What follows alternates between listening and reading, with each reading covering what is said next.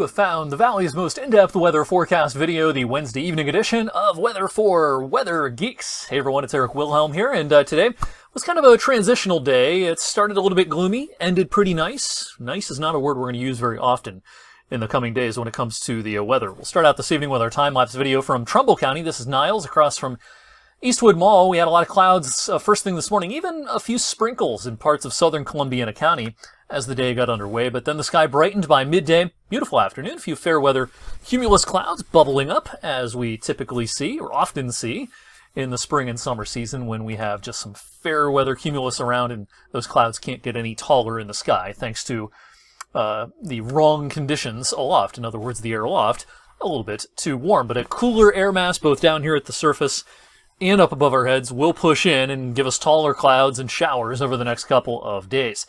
Well, temperature-wise, we got to 62 this afternoon, still about 3 degrees warmer than the average, but this is the last orange box we're going to show for a little bit of time here. We may get pretty close to the average at times over the next week, but on average, of course, as you know if you're watching this video, we're heading into a much cooler pattern starting tomorrow and maybe taking us through the end of the month and maybe even into early May. Now, as of this recording, we're still hanging on to the mild air here locally, still in the upper 50s to around 60. But the cooler air is not far to our north and west. Lansing, Michigan at 44, Dubuque, Iowa 43, it's 31 degrees in Fargo this evening. This is all happening as an area of low pressure in the upper levels spins over northern Michigan. You can see that pretty easily on the water vapor imagery. Now this is going to jog far enough to the south and east tonight into tomorrow that we'll get into a favorable pattern for spotty showers, some lake enhancement, with the northwest flow going on, and I do think that the rain chances will ramp up pretty quickly as we get into the afternoon. Now, I can't rule out a morning shower on Thursday, but the higher chances of rain really start to kick in by early afternoon, peaking around mid-afternoon, and staying pretty elevated for the rest of the day. So if you've got soccer, softball, baseball, golf league, something outdoors, second half of the day Thursday, well, it's not going to rain the entire time. Just be prepared for occasional showers to pass through. What about the chances for a snowflake or two? Now, when it's raining in your community Thursday afternoon, temperatures may drop 5 degrees. It may go from 47 to 42, just raw and damp. And I'm not going to be totally shocked if before the day is through and into tomorrow night, as air temperatures at the surface get down into the upper 30s and air temperatures aloft get below freezing, I'm not going to be surprised if we have a couple of snowflakes mixed in, especially in western PA. Again, late tomorrow night, maybe Friday morning as well. Best chance for rain Friday will be in the morning, but it's going to be cloudy all day. It's going to be chilly all day. I can't rule out another shower or two in the afternoon, especially in northwest PA. We're going to hang on to the clouds into the weekend. Now, Saturday will feature a break from the wet weather. We're kind of in between systems on Saturday as our upper low finally gets off the playing field, and this little disturbance has not pushed in yet, but this will push in by Sunday, increasing our rain chances once again as we go into the second half of the weekend.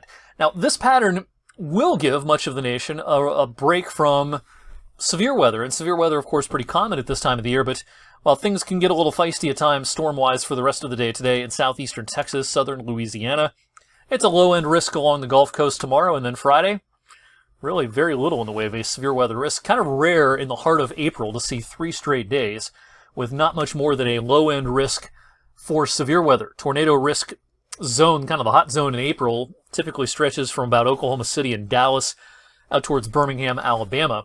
This starts to shift to the north and northeast by May and June. Our peak severe weather and tornado season around here is during the second half of May and the first half of June. This map will come as no surprise, of course, if you've been paying attention to long-range weather forecasts of late. There's the deck is kind of stacked against us in the longer range here when it comes to warmth. We have some troughiness in the upper levels of the atmosphere right now across Canada, central U.S., coming east, and then that troughiness will probably be enhanced by a recurving typhoon way out in the western Pacific. When a typhoon recurves, in other words, kind of goes north and then back to the east, well, that has implications downstream, and typically a handful of days later, we get a trough of low pressure in the east. This will probably enhance the already existing trough that exists in eastern North America. And what the bottom line here is that this pattern has some legs. You know, this is probably on average, pretty chilly pattern for the rest of the month, and probably into at least the first week of May as well. No more 70s and 80s, it looks like, for some time.